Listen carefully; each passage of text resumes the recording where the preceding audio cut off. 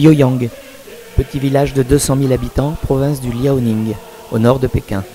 Nous sommes en 1977, quelques mois après la mort du grand timonier Mao Tse-tung.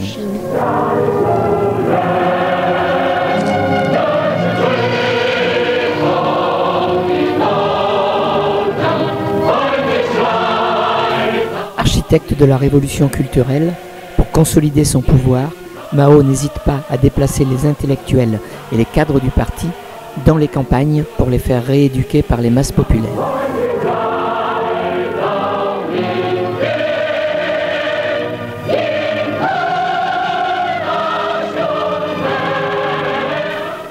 Il mène une campagne contre Confucius, qui était dépeint comme un ennemi du peuple. Mais Xi Jinping cite allègrement ce philosophe. Aujourd'hui, le confucianisme a une fonction politique plus légitime. Le communisme inspire de moins en moins les Chinois. Malgré son désir, durant ces dernières années, de s'ouvrir vers le monde, et après avoir libéré la population du joug de ces derniers empereurs, Mao Tse-tung a laissé une Chine appauvrie avec tout à construire.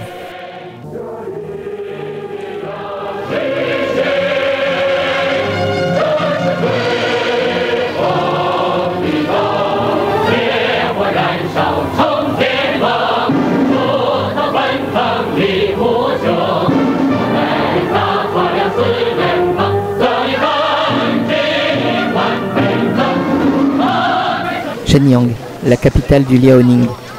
Les habitants sont venus nombreux pour voir leur première tête blonde. En 1977, aucun tourisme n'est admis dans ces territoires.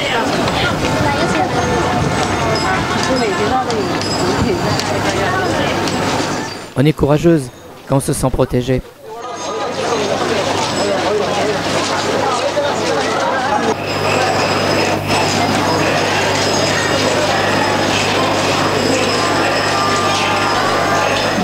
L'avenue principale de Pékin, le Peking Hotel, réservé aux étrangers.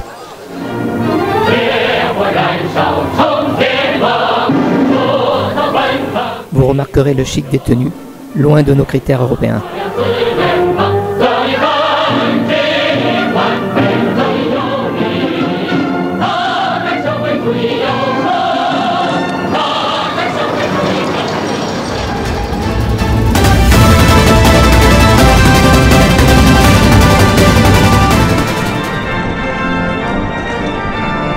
Imaginez un TGV qui traverse les Cévennes, plus de 100 tunnels, à plus de 250 km/h.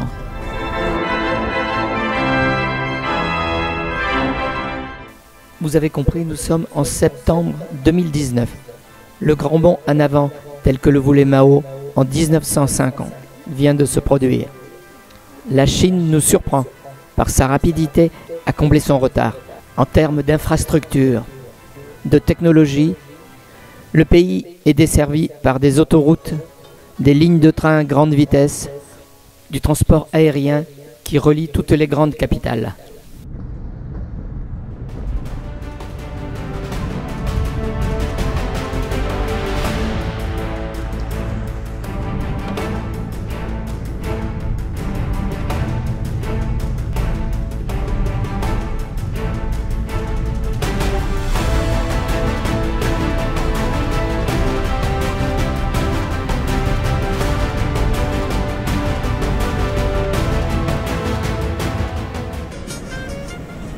En Chine, la reconnaissance faciale fonctionne très bien.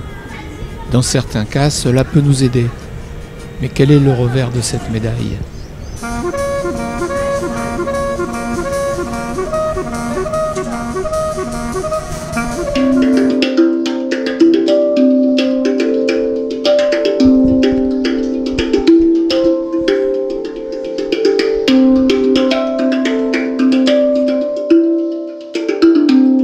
Les hôtels majestueux, avec leurs halls immenses recouverts de marbre, nous laissent parfois des surprises en termes de finition.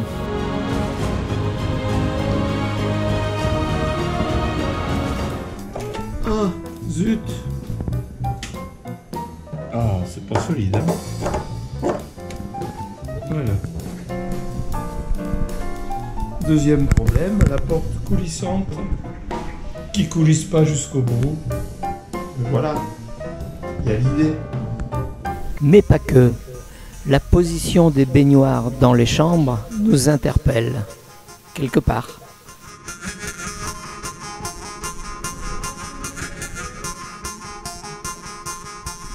Attends, il y a les voisins qui te voient en face.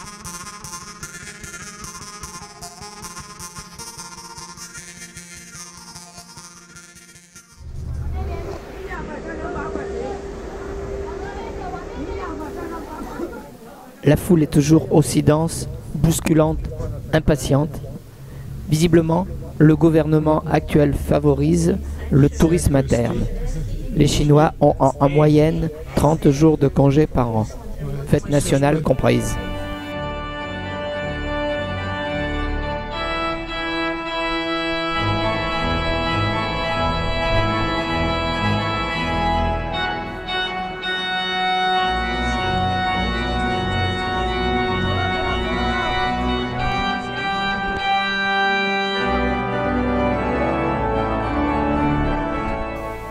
Ce pays est magnifique, les Chinois l'ont bien compris et protègent tous ces lieux remarquables, en créant des parcs contrôlés, entretenus et hyper protégés.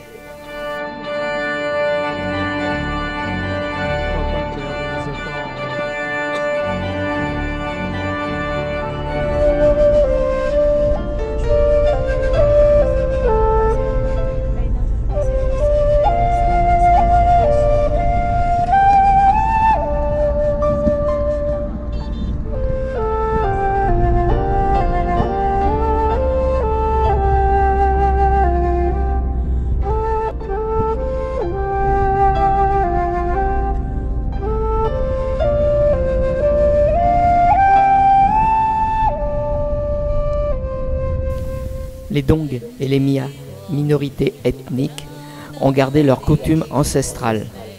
Ils font partie de ces parcs et attirent en premier lieu les touristes chinois.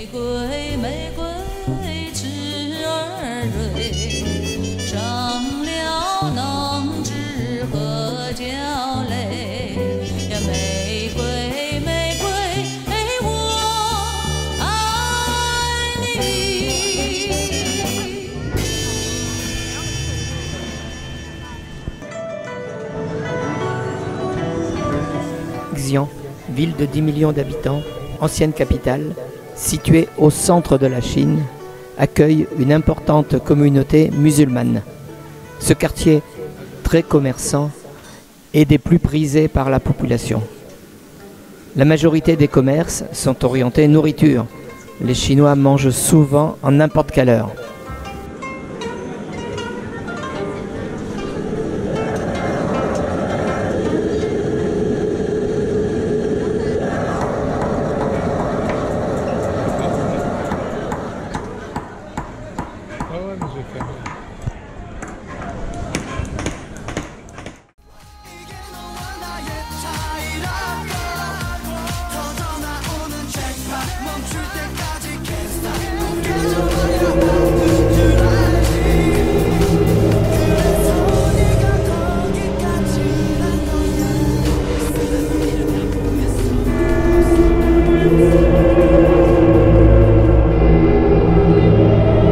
Mais voilà, la propreté apparente n'est sans doute pas suffisante. La viande est découpée dans les rues, malgré la chaleur et l'humidité, sans système de réfrigération.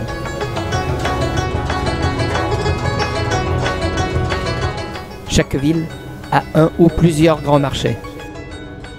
Les poissons sont conservés vivants dans de l'eau, mais parmi eux, de nombreux cadavres. Le vivant cohabite avec les viandes mortes.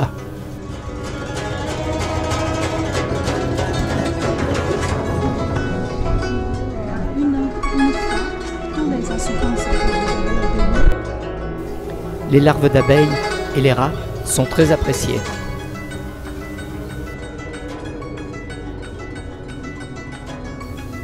Presque autant que ces grosses grenouilles qui ressemblent à des crapauds.